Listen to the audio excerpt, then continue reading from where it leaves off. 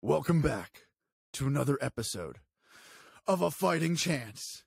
We've got Salvador Garcia. We know you've missed him. I've missed him. He's back. How's it going, man? It's going great, man. You're back as well. We got Mr. Jared Hera. Hello. The amazing Jared Hera. Oh! I'm glad to be back, my friend. Dude, yeah, we had a little bit of a time off because no card last week, so that's okay. Man. Last week it was rough. Yeah, what'd you do on Saturday? How did you kill the time? I kid you not. I sat outside and just stared into the abyss for all 6 hours that the card would be going on. Interesting. That's dedication. Yeah, it was Emily's bachelorette party weekend. Oh, nice. So I was just at the house, like watching dogs with David, and she was out partying with her best friends and my sister and my mom and my cousin and her mom and sister, and they all stayed at a hotel and they were like having good dinners and going out to like bars afterwards and going swimming in the pool the next day, and I was just man in the fort. Yeah, I was existing. I was alive. Honestly, it was a close call. I almost didn't make it through the night one night because of eating too much ice cream and M&Ms. They almost gave me a rear naked choke in the middle of the night, but I made it to the bell. I made it to the bell. You Charlie Olived it, you made it through. Yes. Yeah. But I don't know. I had a really good jam night one of the nights. I had some friends over and got ready for my birthday festivity, which is next weekend, where we're gonna be partying it up together in person. None of this Zoom crap anymore. We're gonna be over this Zoom crap. Yeah, Zoom is just taking on like the new word for like we could be using StreamYard, Riverside, like all of these platforms, but it's just called Zoom at this point. There's no winning for them. No, they monopolized like the entire thing during the pandemic. They're like, we're Zoom. You need us. It's become everything. It's meetings, podcasts, it's all kinds of stuff. Dating. Yeah. Doctors. It's kind of formal, a Zoom date. Doctor appointments. Yeah. There's virtual doctors now, full time. You can literally you can eat a meal through Zoom. Like they can just pass you the food through the computer. They send you a pill like Back to the Future, and you microwave it. Zoom. It would be a Zoom, and you just zoom through. Well, there's a lot going on in mixed martial arts. Yeah, a lot went on these last couple weeks that there hasn't been fights. Well, I mean, there was one card, but it felt like longer. Hey, Alistair Overeem fought and won. Yeah, and he's 86 years old. Hey, speaking of, Alexei Oleinik got cut. I know. That was kind of sad. It hurt a little bit. I wish he would have got out on a win. Yeah. It's also it's not like he had a lack of impressive wins. Like I had 60 wins, so He went out on losing my last parlay. So then his whole career is garbage. I told David because he wasn't even he was out with his family like at Disney for the hurricane and during that last card, and I swear I had like a 10-leg parlay that would have hit if Alexei Oleinik won. Damn. I think it was like $6 that would have won me like $2,000. And it's all his fault. Completely his fault. It's all his fault. Do you know what I would have done with that? I would have bought a pony. For my birthday. I got a birthday next week. I need a pony. Yeah.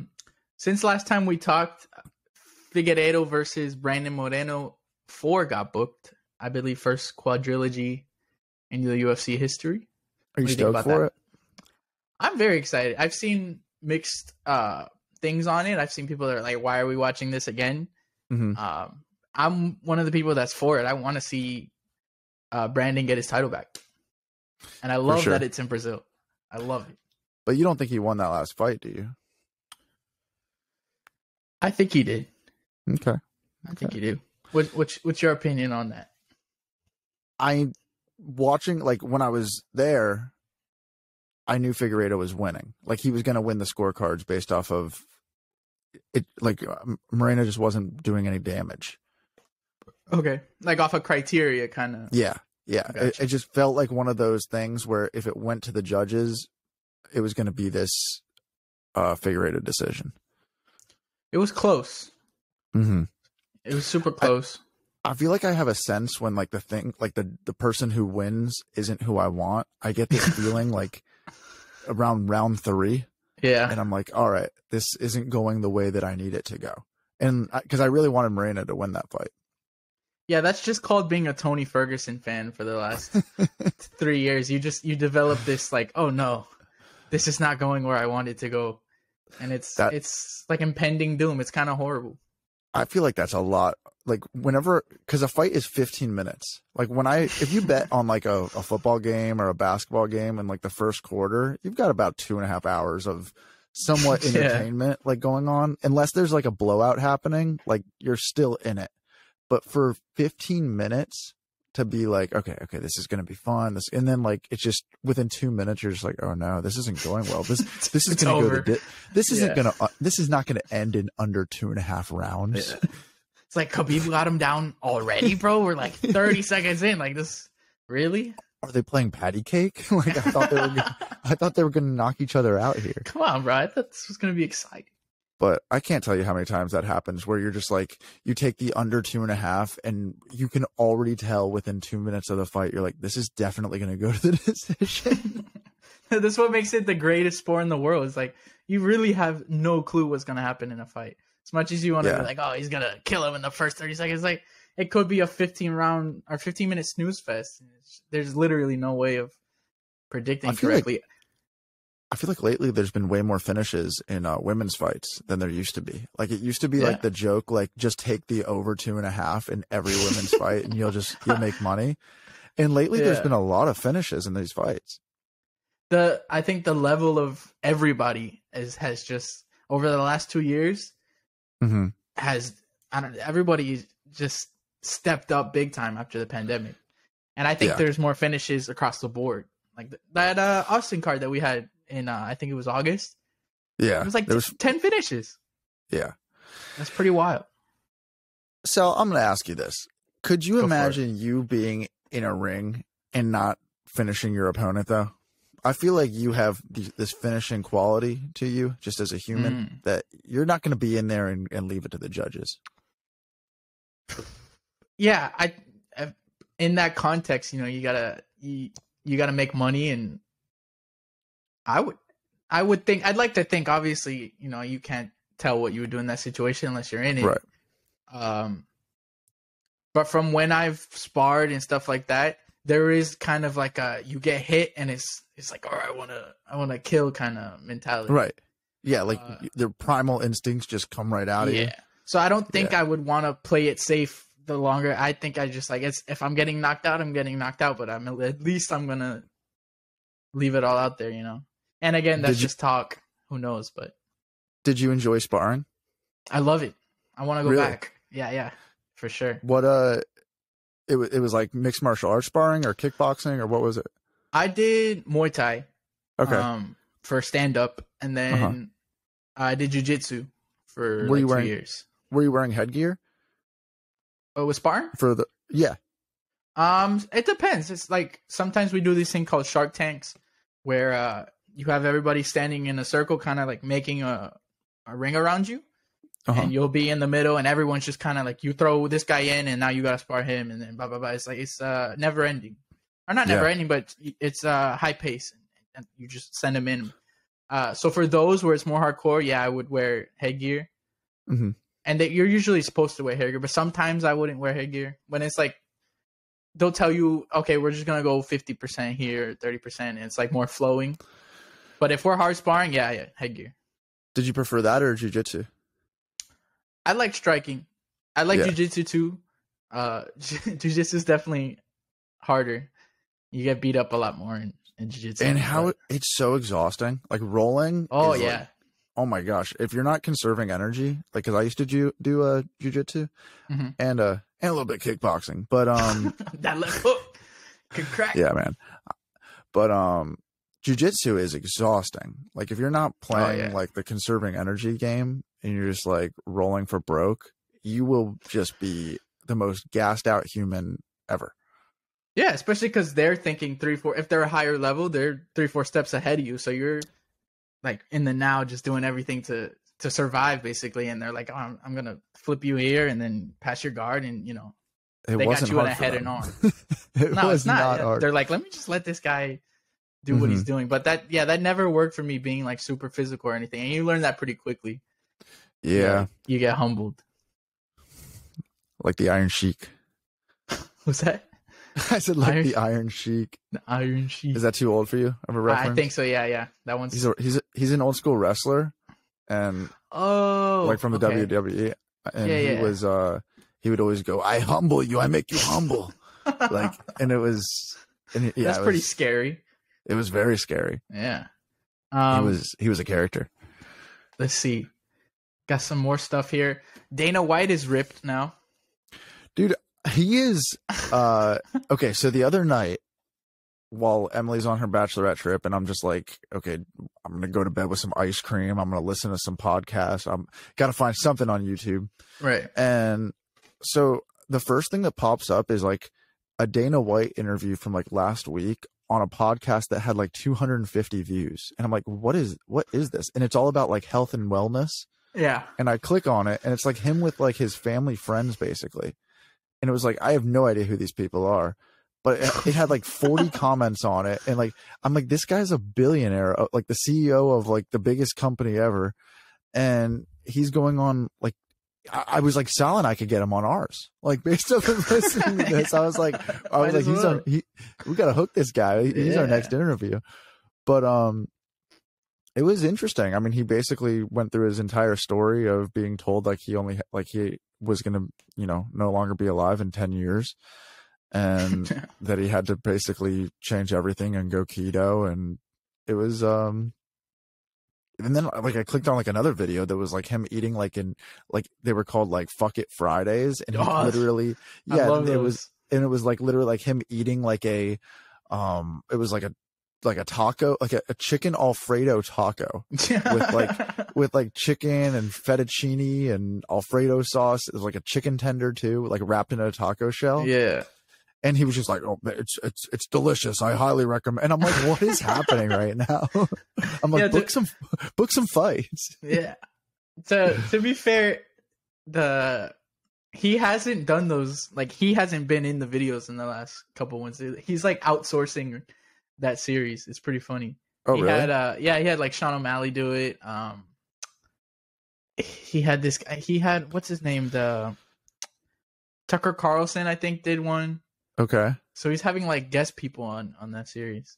Interesting. Yeah. But I also like. I watched where these barbecue guys showed up to his backyard, and he was like talking about having like 3 pools and all this, and I was just like, the Manning brothers. That's the one. Yeah, it was cool. Yeah, that was a fun video. It's cool when you get to see behind someone that, I guess, rich. It humanizes him. Yeah. Because you're just like, is this guy a robot like Mark Zuckerberg, or is? And he's already pretty humanized. Like, we've seen a lot of Dana comparison to the NFL owner, the NBA. Oh, totally. No, he is, and the story that I think he told it on Joe Rogan, but of him getting beaten up in Boston when he was like a kid. That's an insane story. That's like how he lost his hearing. Yeah, he has bad hearing. It's horrible. Like you can tell when he's being interviewed and by reporters, he's like, I mean, he always like says like, I'm deaf. Like, at least he's open about it.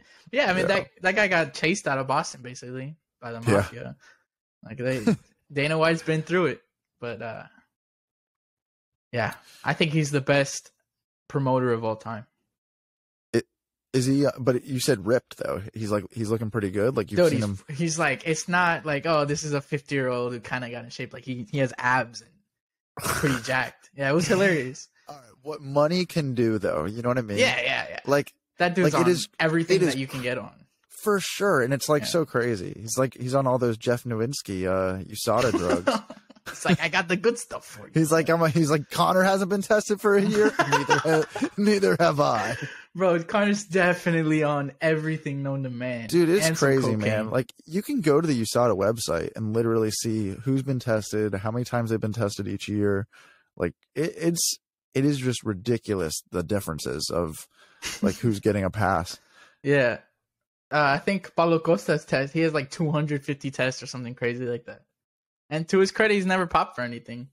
I think that dude is just literally. But the time, it's not okay. So like Connor was tested like 11 times in 2021, and he hasn't been tested once this year. Like while he's been healing, right? And it's just like, okay, you think about that leg, like what happened to it, and the only thing that's gonna like actually make that bone strong again is not on the USADA recommended list of things you can take.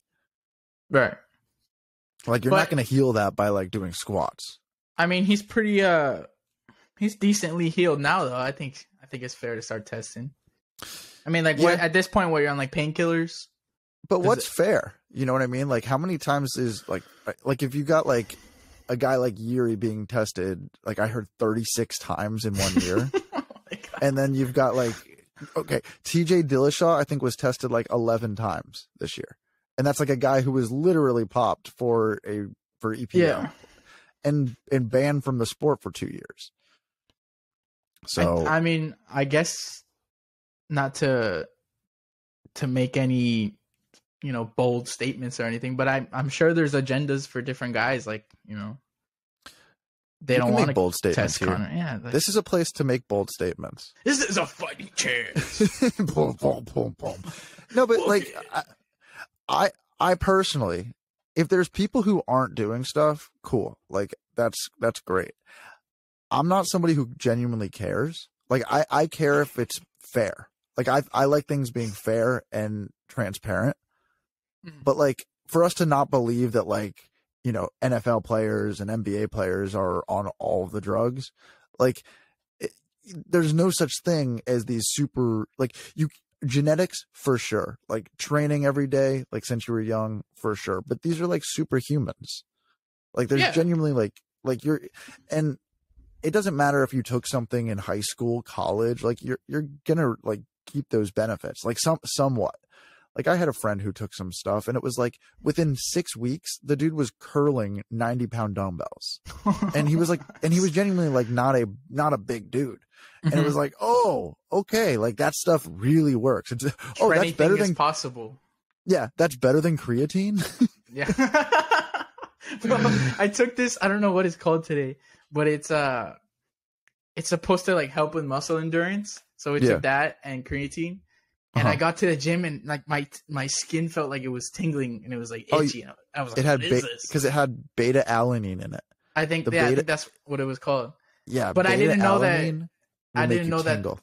Yeah, I didn't know that was an effect. I thought it was like, oh, this will just help you last longer. And I'm like, why do I feel like there's bugs under my skin? For sure. No. And then I blew up the bathroom. Like halfway through my set, I was like, bro, and I just went and. You threw up? No. I had to drop a deuce. Oh, the deuce. Yeah, man, it was bad. You think it was from that? Like, yeah, for sure. All I had that this morning was eggs, hard-boiled eggs, which I eat every morning. So it wasn't like out of the ordinary.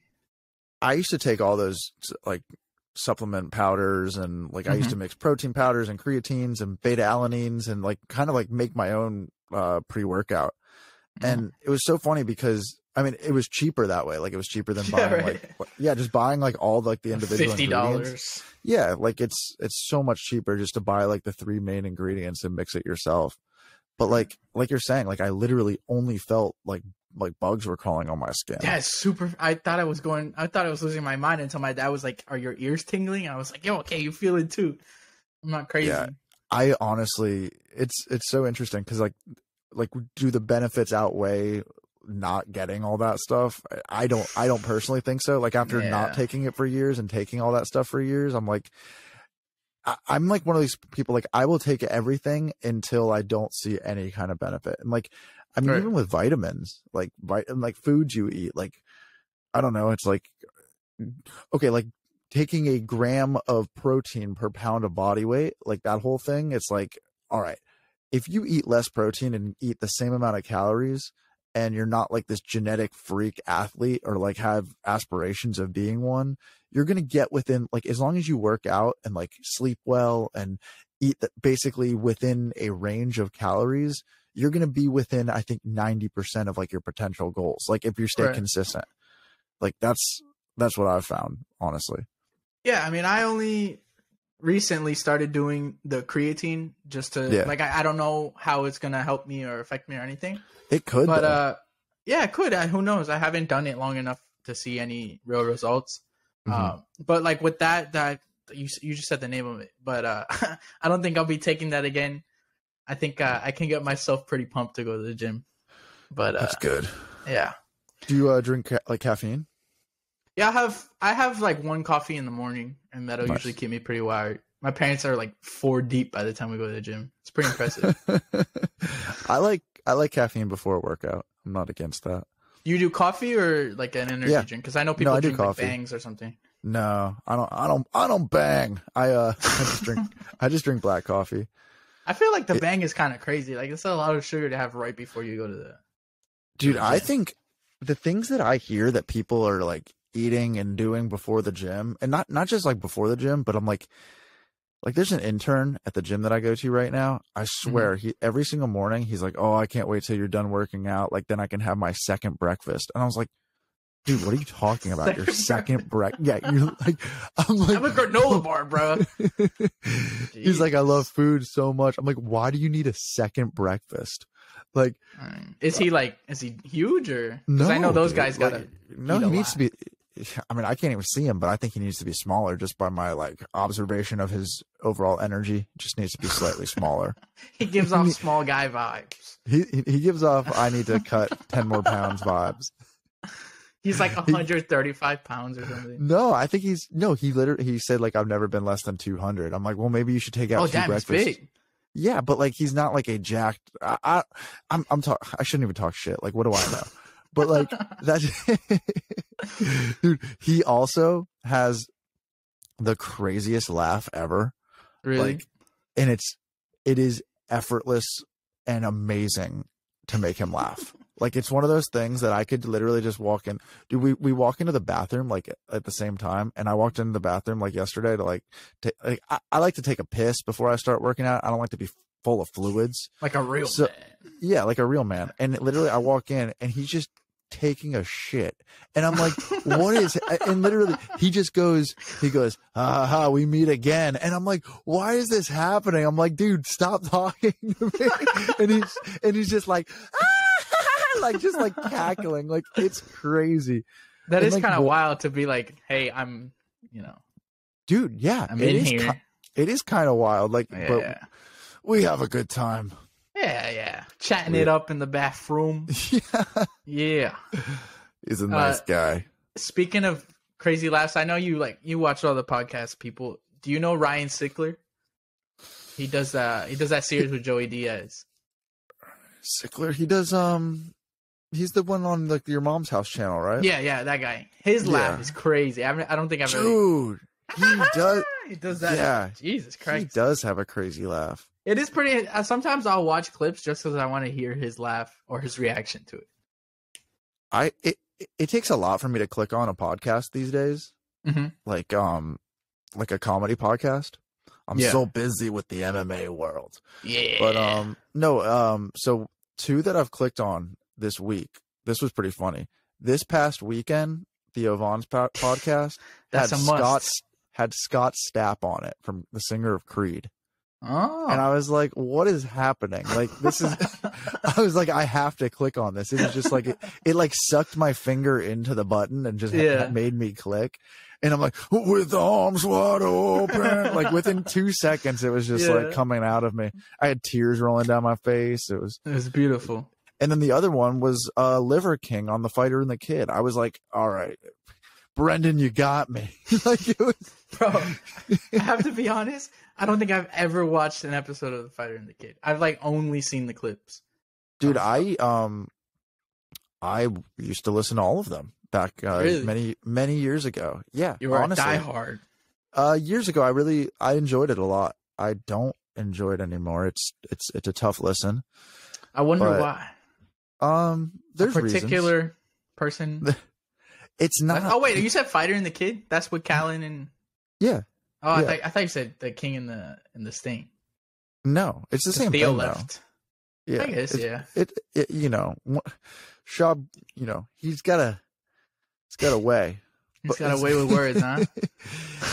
But honestly, listening to Liver King on it, he brought raw liver, raw testicles, raw bone marrow for these guys to eat, and that was awesome. Yeah, he's entertaining to listen to. I like watching the videos. This Even was my if first it is time. A shtick. Oh, for real? This was literally my first time. I was like, what is this? Like, because I did the carnivore thing for a while, so like every time I hear things about that, I'm just like, what's going on in the carnivore world these days? Yeah. Because I was pretty into it. I mean, I ate heart and cow liver. And, yeah, it was pretty nuts. I think you were talking about that a couple of episodes ago. It's just liver with like salt or something. I'm telling you, that's what did me in. I couldn't do it, which honestly, like, it kind of bums me out because I know, like, if you study, like, all animals, when they kill their prey, they go straight for the liver.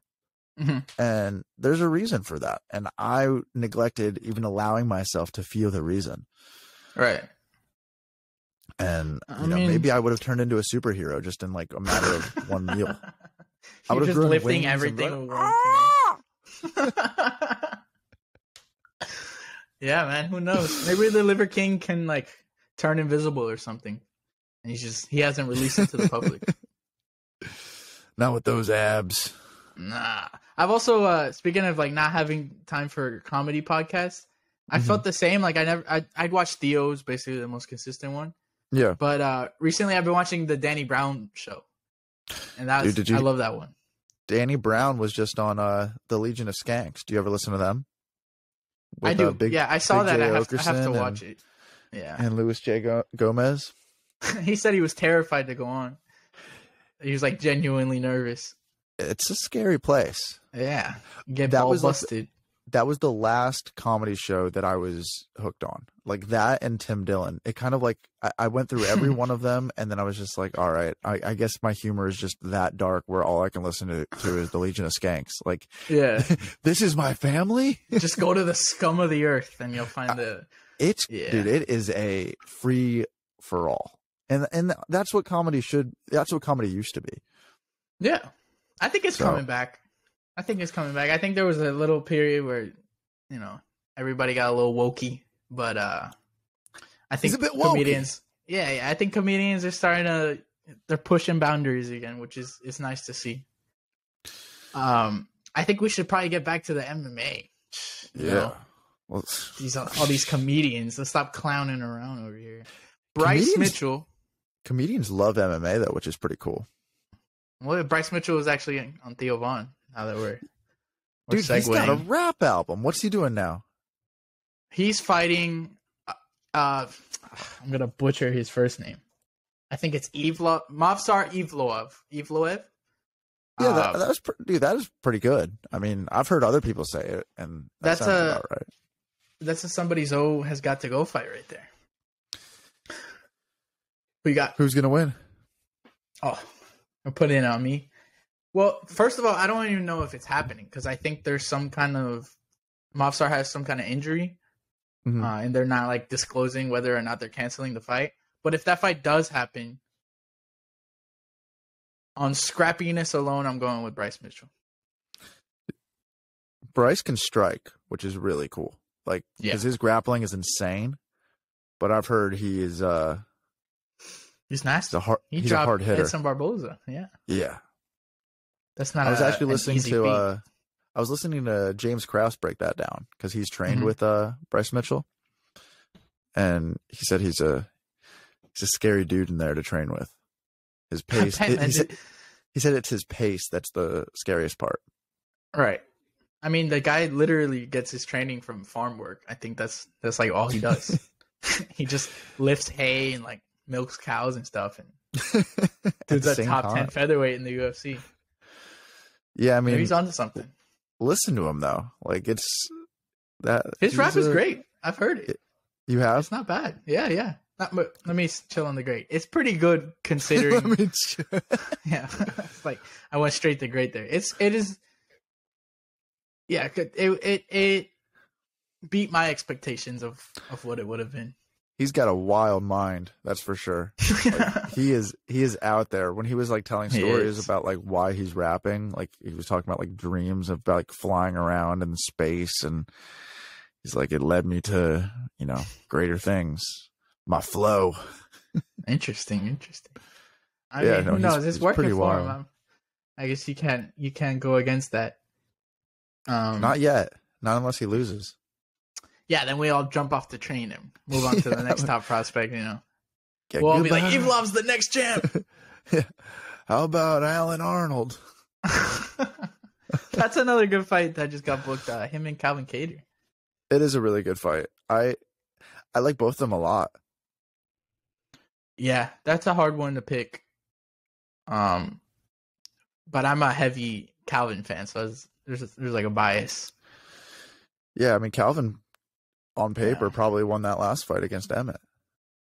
You know, I've early on when I used to watch, or when I first got into MMA, I would get really emotional about the fights, and I would get very angry when they wouldn't win, or like the people I was watching with would be against who I was going for or whatever.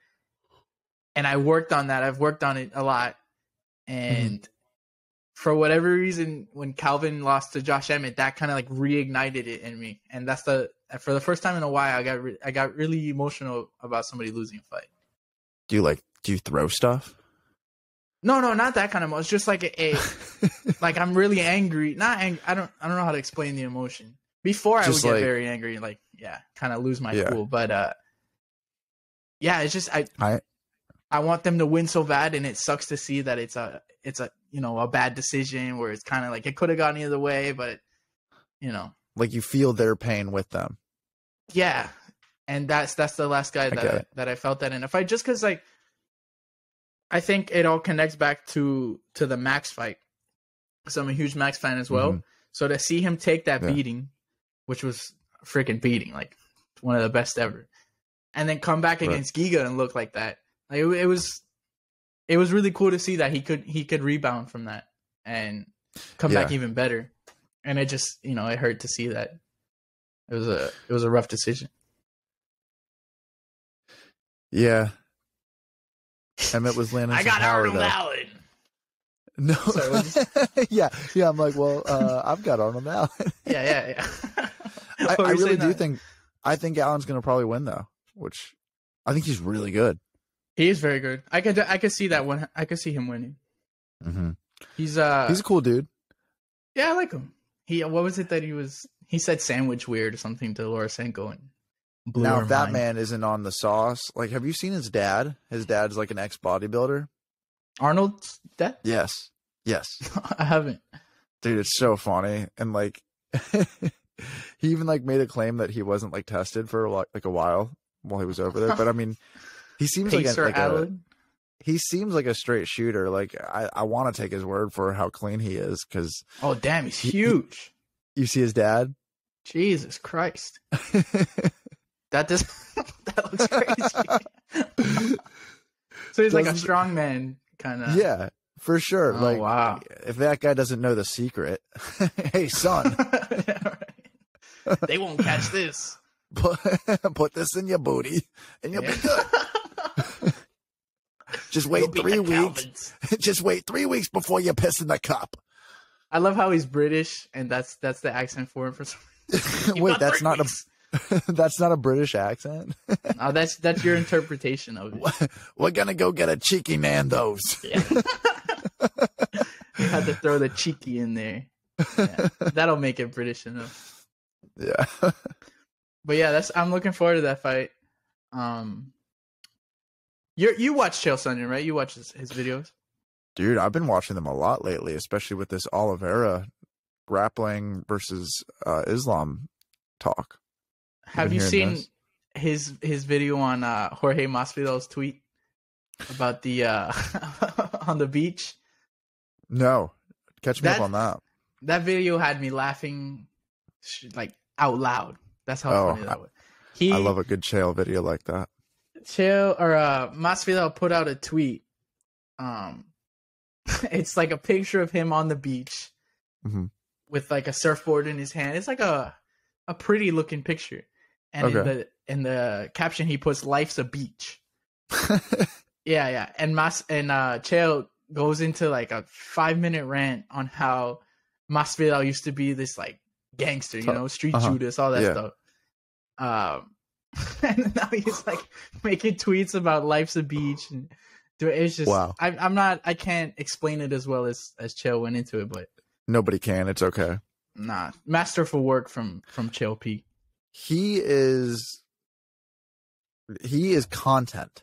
Like his whole thing is just creating. He's so good at what he does. And it's like you go back and watch what he like was doing as a fighter talking. It's like, okay, cool. He's always had this. Yeah. And he does all of that with like 4 phrases. And I bring this to you because it's like he just says the same couple things with like changing the context of what he's talking about, but he's got it down to a formula.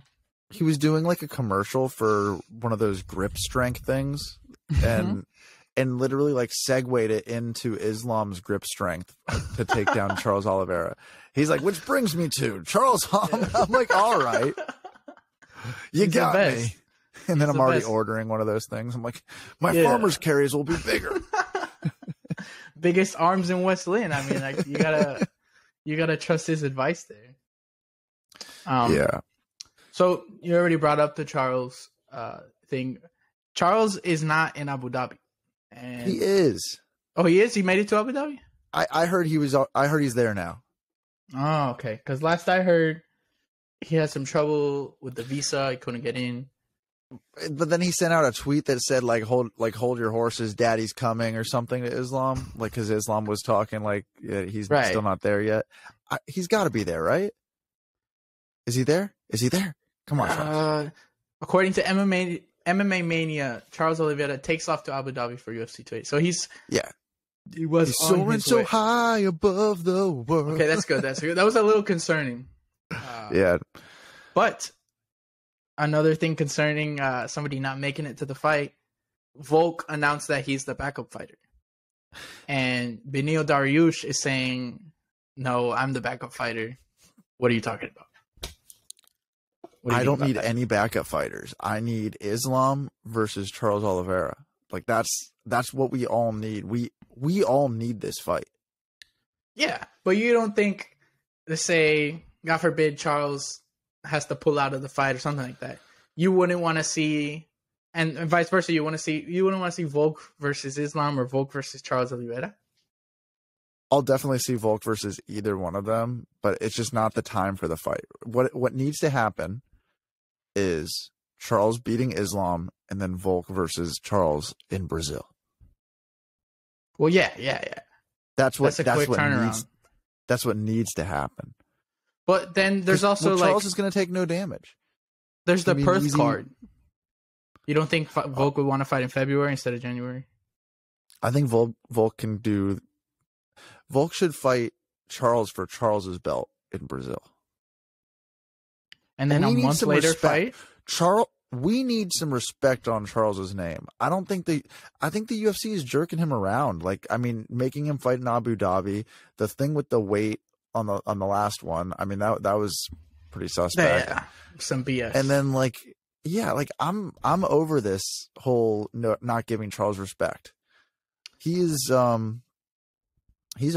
Like I'm not gonna say he's my favorite fighter, but I'm gonna say like on any given night he could easily be my favorite fighter. Like sentence could come out of my mouth and I would mean it. So he's in that rotation of like he's in my top 5, I would say.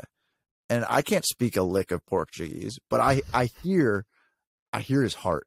Yeah. And I want that heart to be in the octagon come October 22nd. I mean, as much as I want to see Islam and Charles as soon as possible, I think they should have done it in Brazil. I don't think Islam versus Charles.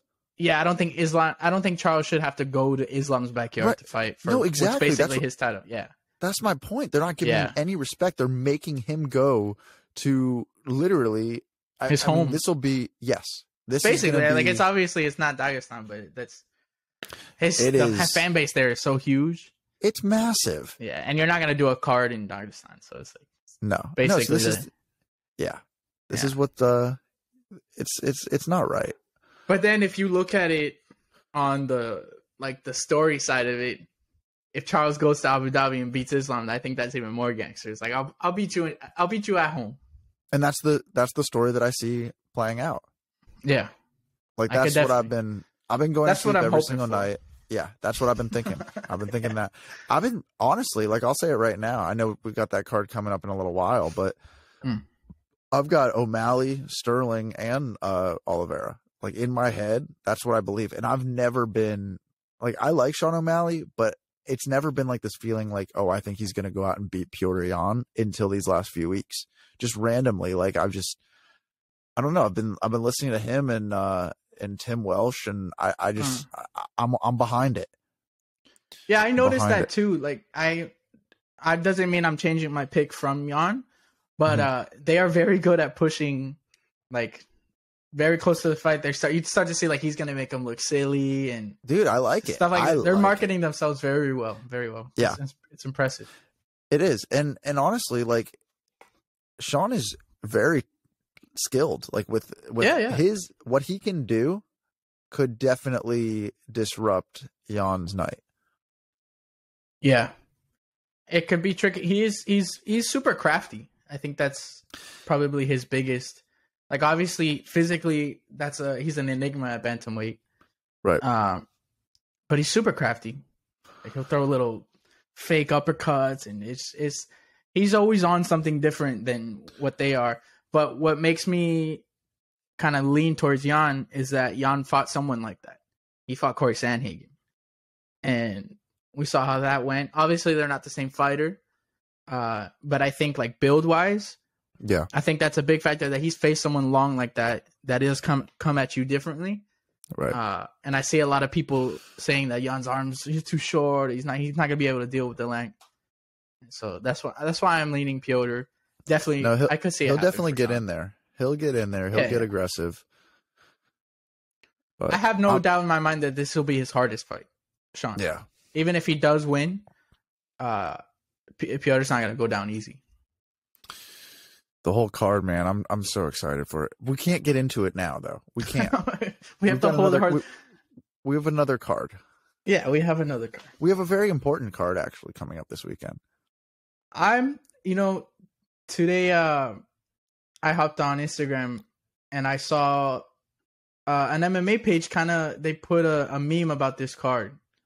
About like, it's one of those horse memes where it's like it shows the horse is all superior and then the middle part is like a wonky horse and like that. And it was that showing this weekend's card and then the pay-per-view and 280 and all that. And it was nice to see people in the comments defending this weekend's card actually. Like it's got some good fights on it. It's a good card. Yeah, it is a really good card. I think He's got Mike Jackson. Yeah. The CM Punk beater. That sounded weird. I should have phrased that a little different. But yeah, we got cops. Got a nice card. Do you know where I'm gonna be? Where? Instead of watching this card, while it's happening in real time, I'm gonna be at Meshuggah. Ah, okay. I know. That's an exception. I'll still I'll catch the early fights. What time do you have to go to the concert? Probably go there at 7, 8. Oh, okay. So yeah, you can catch most of the prelims. And with ESPN Plus, you can catch maybe a main card fight. You never know. Nice. That'd be nice. Yeah, you want to go through this card? I still got my picks. Oh yeah. We're doing a whole card, or you just want to go through the main card? We can run through it. Let's run through it. Run through the whole thing. Yeah. We're starting the night with the aforementioned Mike Jackson versus Pete Rodriguez. These are crazy odds, just absurd. Yeah. I don't know if you've seen these odds, but they're just ridiculous. Pull them up. They're out of their mind. Totally ridiculous. I think I think Rodriguez just came off of like a knockout loss to Jack Della Maddalena, or whatever that guy's name is, because he's got a crazy cool name. You're close enough. I felt like I was pretty close, but he got knocked out by him, and now he's like a minus 700. I'm taking Mike Jackson all day. Really? Yes. Let's see. Like, sure, it might not happen, but okay. I'm going Pete Rodriguez. Throw $10 on him. I remember this guy. $10 on that. Did you watch that fight with Jack? That was Probably. on a pay-per-view card. Yeah. I've liked him since the Contender Series. Pete is good old Jackie. He's a savage. He got knocked out in that awesome. fight, but he was hurting him. So I'm going with Pete Rodriguez. All right. It's probably the right call. Those odds are just insane. You gotta go for the dogs. You're like Yanni the Greek. I'm not, dude. I'm not laying minus 700 on a Pete Rodriguez. I mean that point makes sense. That makes sense. Yeah. So I'm saying from a betting standpoint, right? It doesn't make sense. Mike Rodriguez. No. Tatsudo Taira versus CJ Vergara. That's a great fight. It is. I want to hear who you got on this. Oh, we're going with me. I have the person who I'm gonna butcher their name. Tatsudo? Go for it. Yes. I think I'm close, right? Tatsudo? I don't know how you. Yeah, no, you're doing a really good job. Yeah. I'm sure seeing that really helps. Here, say it. Tatsuro. It's Tatsuro. Tatsuro. Tatsuro. Yeah. Tatsuro. I like it. That's who I'm going with. Yeah, I feel he's 22. Yeah. It's a good prospect. Yeah, and he's a personality too. He, I remember post fight last time he put on a show. Oh heck yeah! Yeah, I like a show. And then we got the Venezuelan Piera Rodriguez versus your favorite fighter, Sam Hughes. Dude, I do like Sam Hughes. Yeah, Sam I know Hughes you're huge. She has not let me down. I've got to say that. But I don't know this new girl. I like going with the new girls. Like I think debut women kind of have a tendency to crush it on their debut. Yeah, because they're not going to bring in they're not just bringing in a slouch. Yeah.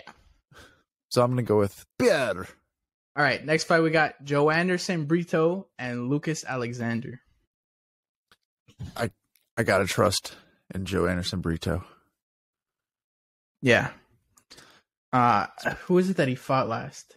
Especially I remember I had them. Andre Feely. Yeah. And that aged well. Yeah, it did. Mm-hmm. Yeah, I remember going into that fight. I was like, "Who the hell is Joe Anderson Brito?" Obviously, I'm gonna pick Andre Feely, and then he knocked him out. So, yeah, and he's still that shows my MMA knowledge. And he's still doing really well. So, yeah, I think that this will be an easy one for him. You don't have any faith in Lucas the Lion Alexander? Not for this fight.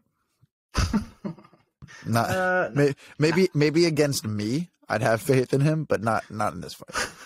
Or against Sam Hughes. Yeah, he would beat the shit out of Sam Hughes. If that fight alone, I'm taking Book it. We got Nate Diaz's prodigy fighter, Nick Maximoff, taking on Jacob Malkoun. I think that's a tough fight. Yeah, I think he's still good. I think I got to go with him again. I think the Petrosky or Petrosian thing. Yeah, Petrosky. Yeah, whichever one it is. One of those close to both. Yeah. Close. But yeah, I don't know. I mean, I think he got caught, and he could. I think even if that fight happened again, he'd probably win. So I'm gonna go with him, little Nicky. I think Jacob can make it tricky, but yeah, I see a win for Nick as well. Yeah, I'm going with little Nicky. Little Nicky. And then this one, we got a legend returning. we got Rafael Assunção returning against Victor Henry. How do you feel about that? How do you feel about him coming back? Based off of that last fight. Victor Henry's going to win, so I don't know how I feel about it. Like, he's one of those guys that I feel like if he signs with the PFL or something like that, could do well. He could do very well. Yeah. I just don't know if he's like top UFC. 10 bantamweight level anymore. Yeah. Yeah. And Victor Henry I feel is really he's good. great. Yeah. And he's big at bantamweight too. Yeah. That he came off of the Contender Series, right? This season. Yeah, he was the dude who was he Dana fighting? was mad about. Yeah. No, he was fighting that guy who beat Giga, I think, or fought Giga. Yeah, he was fighting was like a straight kickboxer. Yeah. And he was giving him problems, and nobody expected it at all. Like, I walked in from dinner. He just finished him immediately. Yeah, he was like a plus 300 underdog, and it was just like, okay, who is this guy? So I'm going Victor Henry. Yeah, me too. Next fight, we got Leo Mana Martinez versus Brandon Davis. Going Mana Martinez. All day. All day. Brandon Davis is it's not happening. It's not happening. I'm determining on the spot here. I'm gonna go with Leo Mana Martinez.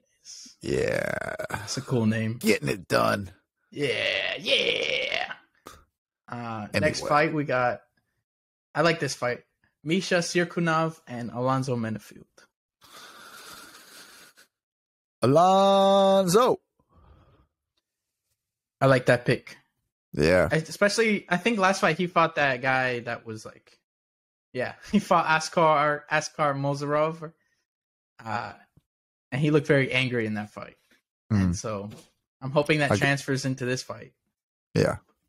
Because sometimes he'll get a little lay and pray. He's pretty old, isn't he? Yeah, like older than you'd think he is. 34. Yeah. Okay. But I'm going with him. But when he goes for it, that dude can crack. Yeah. So hopefully puts it together on Saturday. Have we had all the same picks, or you went with Sam Hughes? I went with Sam Hughes, and I think you went with Mike Jackson. Yeah, there we go. Yeah. All day. You went with Mike Jackson. Don't sleep Jordan on Mike Wright Jackson. And Dusko Todorovic. Leave this one Who off. looks exactly like Dustin Poirier, by the way. It's kind of freaky. Interesting. It's almost like a photocopy. Sexy. Who you got on that one? I've got Mr. Right. Mr. Right? Yeah, I do. Gonna be too much. It's gonna be too much. I'm gonna go with Mr. Right on that one. He could put it together well. That's what I think. Well. Yeah. And Dusko, I think, is coming off the Chidi fight. Yeah. He cheated? That was pretty nasty. No, Chidi. He fought Chidi Bang Bang. Yeah. Whew. Just going right over me. Not catching anything today. It's okay. So this next fight, I feel like should have been the co-main or main event, but for some reason it's third fight down. Is this Askar Askarov? Yeah, Askar Askarov and Brandon Royval. It's such a good fight. I know. There's no way it isn't going to be an awesome fight. And I got Brandon. Do you really? Yeah. Whoa. I got Brandon. Brandon's crafty. Me too. I'm going to go with him also. Why not? It's just like no quit. No, he could easily lose. Like, it could definitely be a boring fight. Yeah. But if it's an exciting fight, it's with him winning. Or with him losing. I mean, like, if he can just nullify the ground, say he gets kind of hurt on the feet, some kind of thing, which he's been hurt before. We've seen him be hurt. That's what I like the most about him. Like, if you look at the Kai fight, Kai France, he got knocked down and then got up with a spinning elbow and knocked Kai down. Like, that's pretty savage. I mean, to and that split second to be like, okay, I'm just gonna answer with this after getting hurt badly. I mean, it's a good answer to have. Yeah. Okay, we're both with Brandon. Yeah, he's a guy that I feel like he's in a rough time period at flyweight. But maybe a couple years in, or if you place him in a different timeline, that guy could be champion. Right. I like it. Yeah. Cub Swanson, 135 debut. Jonathan Martinez. We got. I mean, Jonathan Martinez is probably going to win, but I do like Cub Swanson. Yeah, that's a rough fight to get in your debut. Yeah. But I guess that also shows how deep bantamweight is. Nobody's bad. No, it's just like they're all future prospects. So like this guy could be champ with a couple more fights. I'm going to go with Martinez, though. I cannot go against Cub. I have to pick Cub. Okay. It won't. My heart won't allow me to pick against him. I just rewatched Cub versus Oliveira. Yeah, he knocked out Oliveira. It was awesome. Yeah, Cub in his prime was pretty nasty, and even up until I think before the Giga fight, he had a really great fight. I think with Darren Elkins, he looked great in that fight too.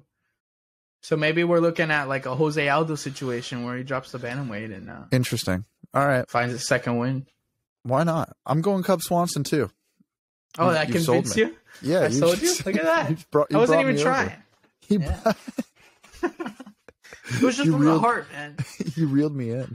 Yeah, and then our main event, which is I think a good main event too. Alexa Grasso and Viviane Araújo. I'm going Grasso. Me too. That boxing.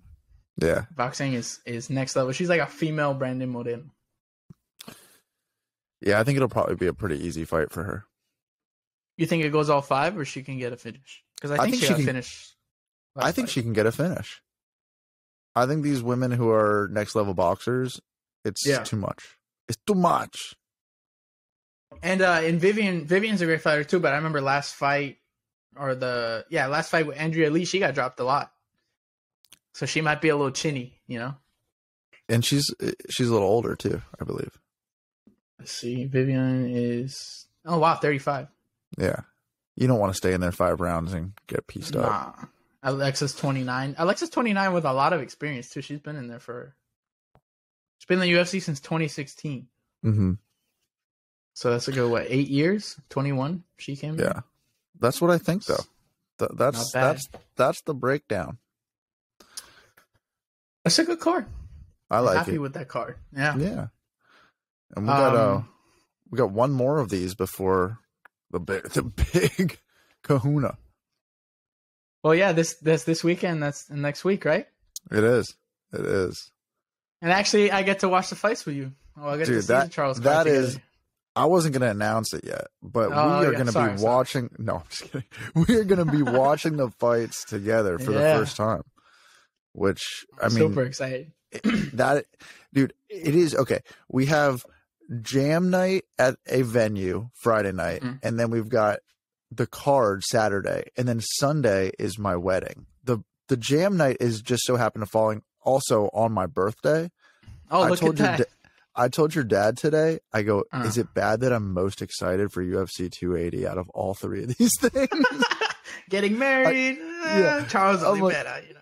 I swear it's so crazy. I'm like even my mom, she's planning something for Saturday night, like with everybody. And I'm like, she's like 6:30 or 7. I'm like, I've been telling you, it doesn't matter. I go, whenever the fight is over, I will be there. Like I have prior plans.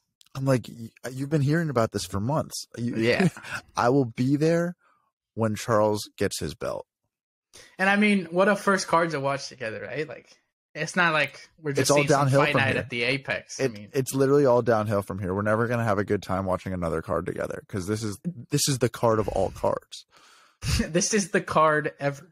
Like, yeah, you should become a UFC fan and then just quit right after this. Yeah, like this would be the worst card to show to a first-time UFC watcher. because their standards are going to be so incredibly high. It's like, Jesus, I mean, I heard I don't know where to go that from here. I heard that Hezbollah was going to be in Islam's corner. Dude, that's awesome. I really love did that. hear it. Yeah, that made me pretty that. happy. I can't wait to see that. Yeah, That's like the equivalent of Mike Perry and Mike Perry's girlfriend in his corner. Hezbollah's got the cutest voice in the world. Equally as hilarious. It makes me so happy. Yeah, and he just hits people, and no one cares. He gets to just out. He just gets to punch people in the face because he's Hezbollah, and that's it. Speaking of watching fights with you, there's a pretty stacked Orlando card coming up in December. I don't know if you've seen these fights that they're announcing, but that's looking like a pay-per-view card. Yeah, I mean, you said Kevin Holland was going to be retired forever, and now he's coming to fight basically in our backyard. The next day, I was like, I don't see him coming back. He's like, yeah, he's like, I'll show him. Retired? Yeah, he heard our podcast, and he decided, he's like, that guy Sal? I mean, Jesus. Yeah. He's not going to determine my career. Have you ever been to an event? I've been to one. I went to it was Jack Hermanson and Jacare Souza. Really? Yeah. There was also on that card, it was Mike Perry versus Cowboy Oliveira, Corey Sanhagen, John Lineker. It was a good fight on that card. Did you enjoy being there versus watching it on TV? I had a blast. That was one of the funnest things I've ever been to. Really? Yeah, we were in because it was our gym rented like a box.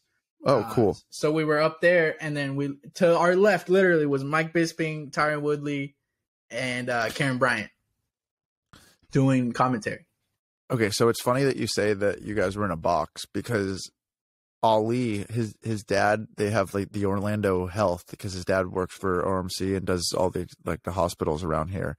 They have the Orlando Health box at the Amway Center. Oh, wow. And honestly, like, I just know based off of like all I'm doing when I'm watching fights is like listening. That like if I'm sitting in the stands like next to like a bunch of loud people, like it's not going to be fun for me. You know what I mean? Yeah, yeah. So like sense.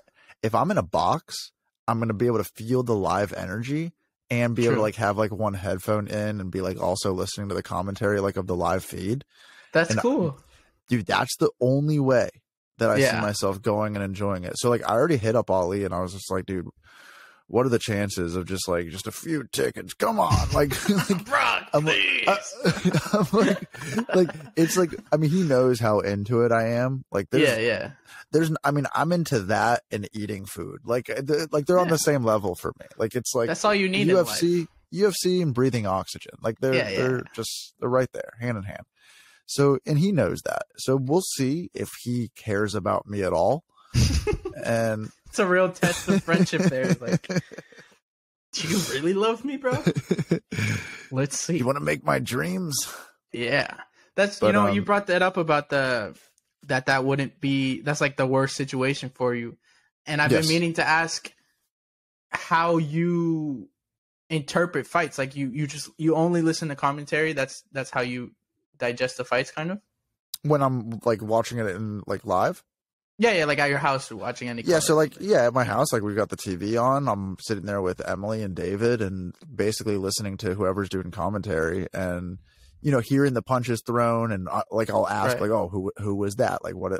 Because the commentary they skip over a lot of that, and I don't know. You can definitely get like, I mean, who's controlling the fight, who's landing the heavy hits. You definitely know based off of just adding those things up, like who's winning. You definitely get a sense for it. But I mean, I go back for the fights that I really love, and I'll listen to them on YouTube again, listen to them with other people doing commentary, just breaking it down as well. Like just to, like I said, like, I mean, I fall asleep, like just listening to like fights on YouTube, but I don't know. It's an interesting thing. Cause like, I actually said this the other day. I was like, I know I'm missing out on like 50% of it at least, like by just listening. But I was like, what else in my life isn't that? Like, so I'm like, this is what I got. Like, make the best of it, kind of. Yeah. Like, it's kind of interesting. Cause it's like, somebody is like, how do you enjoy watching fights? It's like, to answer that question is like, how do I enjoy, doing so, like, how do I enjoy going to the beach? Like, like I love going to the beach. I love swimming in the ocean, but somebody be like, oh, you can't see the sunset. Like you can't see the waves crashing. Like, but I still feel what's going on. And I love like like there's so much in my life that I get joy out of. And it's like, I could sit back and be like, I'm not seeing the action, but I still feel, it's okay. The one-on-one aspect makes it the easiest thing to digest than like 10 people on a football field or whatever, like running down, like that's right. Way more to comprehend than punches and kicks landing, takedowns happening, chokeouts happening, like with, one-on-one. Like if there was 5 people in the octagon all fighting each other, like a 5-on-5 in the octagon, I'd be like, wait, who fought who? Like who hit who? Like, oh, did he hit her? Like, like what? But no, I appreciate the question, but like it is one of those things that it's like, the commentary really is, they do a good job. I mean, certain people do better than others, but I like to be able to hear it. That is for sure. Like I do get very anxious if it's like a little too low in volume and I feel like I'm missing out on everything. Then I'm like, right. This just sucks. But no, it's, I honestly never thought in like a million years, like that I would ever enjoy watching a combat sport or any sport, like really. And it's interesting because I have said this, like betting made me enjoy it more because like there was something on like the line that was like, it made me feel more a part of it. So like even like having like just a few dollars like on a fight, like made it like originally, like when I initially got into it, it made me care more about what was going on while it was happening. And so like, I don't know, like sitting back, like having a drink, like having a few dollars like on a fighter. And then like, it almost takes the lack of being able to see it away, and it brings me to the excitement level of, if I could see it, just being able to be like somewhat like invested in it. I don't know if that makes sense or not, but like it makes sense. Yeah, it made me feel more engaged because I will check out very quickly of like TV shows, sporting events. Like I have to feel somewhat like connected to it in a way, because the lack of visual will definitely make you be like, I'm just gonna walk away now. No, I mean, I think it even makes you like even more of a real fan, because like I think so much of fighting and MMA is emotion based. Like it's such a human sport, it's just you and another man in a cage or a woman, and you're just hitting each other. It's like when you strip it down to that, but it's a lot of it is emotion based, and that's kind of all you have. So I think.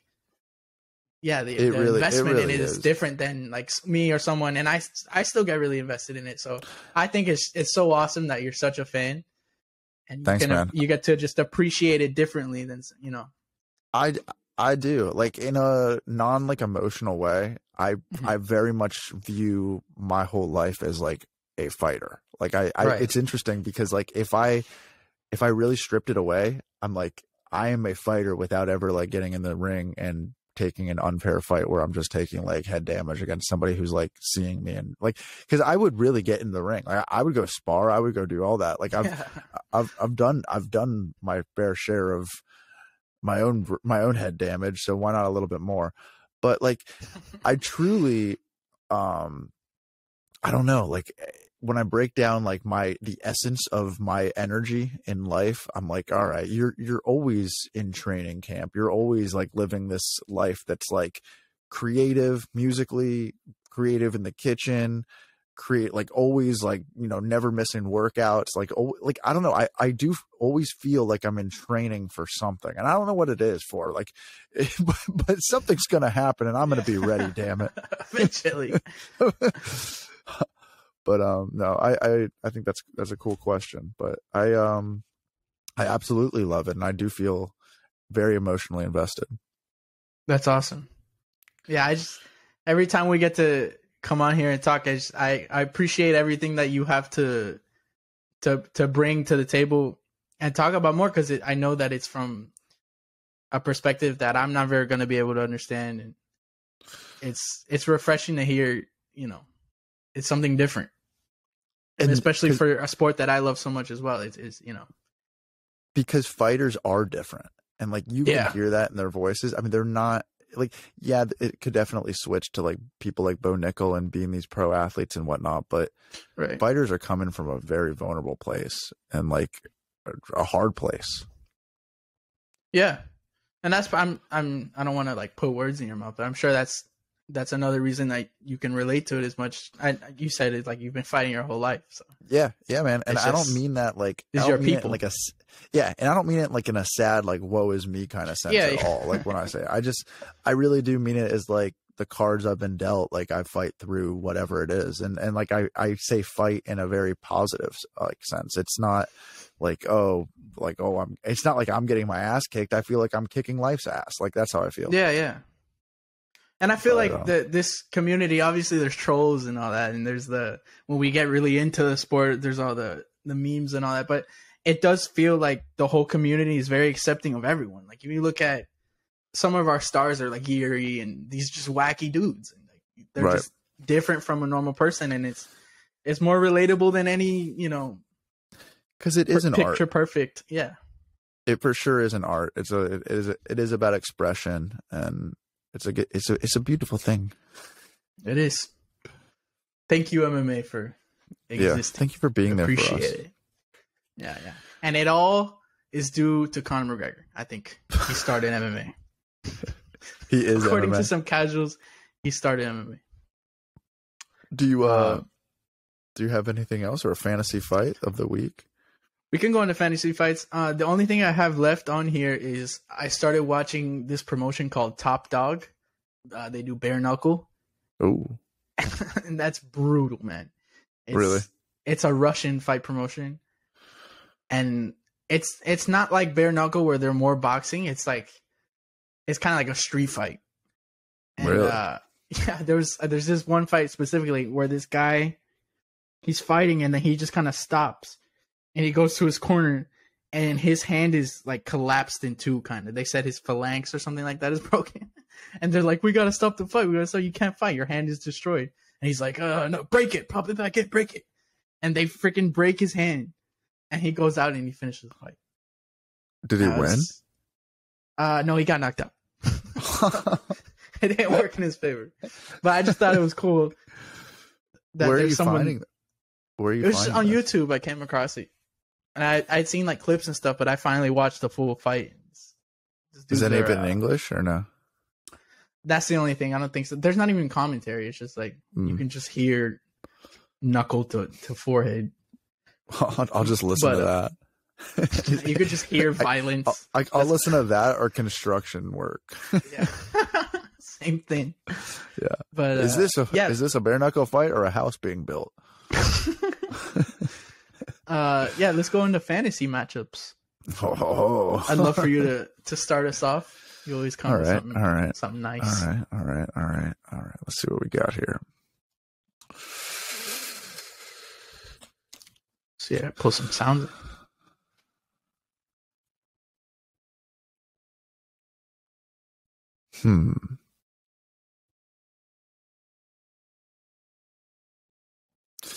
It's gonna be an easy one. Did that not play? Was it? No, it didn't play. Oh. No, it didn't. I was like, no. No, it didn't. Nothing played. Oh, that played. This week's fantasy matchup by Jared, the Blind People Watcher, Hera.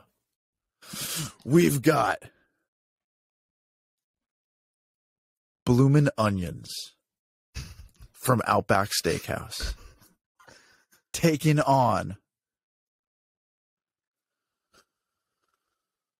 chili cheese fries. Wow. Book it. I gotta give you a 10 out of 10 on creativity every week because I'm never expecting what you're. I'm always like, oh, maybe he'll go some people, and you're like, Bloomin Onions right off the bat. And I don't know if you noticed, but the Bloomin Onions can fight any chili cheese fries. These are not specific from anywhere. They're just global. But they could be from any chili cheese fries. They can even recruit their best of their best. But it's specifically Outback Bloomin' Onions. Oh yeah, dude, it's Gotcha, specific. gotcha. These aren't like, these aren't Gators, like knockoff versions of Bloomin' Onions. These are the original Bloomin' Onions from Outback. I'm not gonna lie to you. Any chili cheese fries. I don't think I've ever had that before. So oh no! I don't have any context on this. But you've had like a fried onion, right? Yeah, they're delicious. I love them. Okay, so I understand. You haven't had the ones from Outback? No, I don't. I don't think. I can't. Maybe I was little, but I can't think of a time I went to Outback before. Well, we need to make you big. We gotta get you some of them onions, boy. Who's your pick in that fight? I think I know the answer, but it's such a close call. No, because I honestly love both. I love both so much. Like I thought it was gonna be easy, but now that I'm thinking about it, like Roscoe's Chicken and Waffles out in LA has these chili cheese fries with fried chicken on top of their chili cheese fries. Oh, so you said chili cheese fries? This is like, it's not just cheese fries. No, these are chili cheese fries. Oh man, like bacon bits and stuff, all that. Like chili all the fixings. Yes. Oh man, I think I'm gonna go for some good chili cheese fries. I don't know this. You know what? This is a draw. No way! First draw in Fighting Chance history. Yeah. This is a draw. Look at that. Yeah. 100% draw. I can see that. That's a hard one plus for me to 6,000 draw. Plus 6,000 draw. Just hit. Wow. Put your house on it. You know what? I think I'm gonna pick chili cheese fries. Okay, that's fine. But I think they get the edge on my scorecard. I like Sal D'Amato in this situation. Gotta go against the grain. You're Chris Lee or Chris Lee, yeah. The greatest judge of all time. Well, that's my fantasy matchup for the week. Yeah. Now I feel like mine's kind of lame in comparison to I just wrote that on the spot. I know. What's yours? Come on. Here, give yourself a drum roll. It helps. Oh, yeah. To get me in the mood, you know? Yeah. Yes. You know, on our last, I think we've got eight episodes so far. Every time we do the fantasy matchups, I don't really pick a fighter matchup. So this week, I was watching some fights, and I actually came up with this one beforehand. Okay. So my fantasy matchup is Brian Ortega versus Charles Oliveira. Tell me that fight wouldn't be crazy. What's going to happen in it, in your mind? That I can't say. I have no clue. I think I guess I'd lean Charles. Yeah, Charles is going to knock out Brian Ortega. You're like, bro, that would last 1 minute. All right. It's not that exciting. Charles is big, man. Yeah. I'm thinking, though, they're similar in how they mix it up with the jiu-jitsu, and they're so good on the ground. Yeah. And then how tough Brian Ortega is. He's so tough. I feel like he could withstand somehow what was coming his way. He's so tough that his shoulder fell out of its socket in the end of a first round. That's how tough he is. We're hating on his shoulder now. Brian Ortega's legacy is garbage. His shoulders are weak.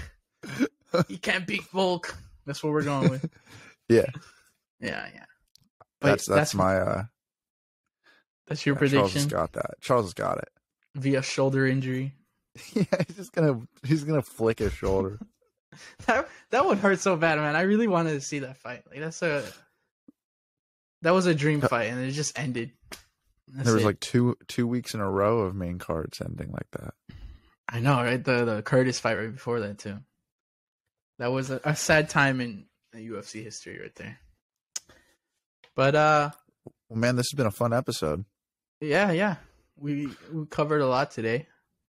But not too much though, because we're really saving it. We're holding back for next week. Yeah. We got to talk about big time. We got to talk about We got Gamrot to talk about next week. We got a little excited there, huh? We started I think last. What's up? We just talked about a few. We didn't get too excited. Yeah, I think the last 3 episodes we started and then kind of pull back. Yeah, we're jumpers. We like to jump around. Yeah, jump around. And then when this is done, we have 281 to talk about, which is I think 20 days after 280. It's not that far from it. So got a nice couple 2 months coming up here. Yeah, man. It's nice to have things to look forward to in life. Yeah, unlike last Saturday. Yeah, just staring off into the clouds. Yeah. Be like, that cloud looks like Poirier. Is that Alexa Grosso in the grass? Is the rain falling on me right now? Hot sauce? Your wife is in mediums? All right, man. Thank you. Always a pleasure. Thank you once again. Yeah, This has been a fighting chance. Thank you for tuning in, ladies and gentlemen.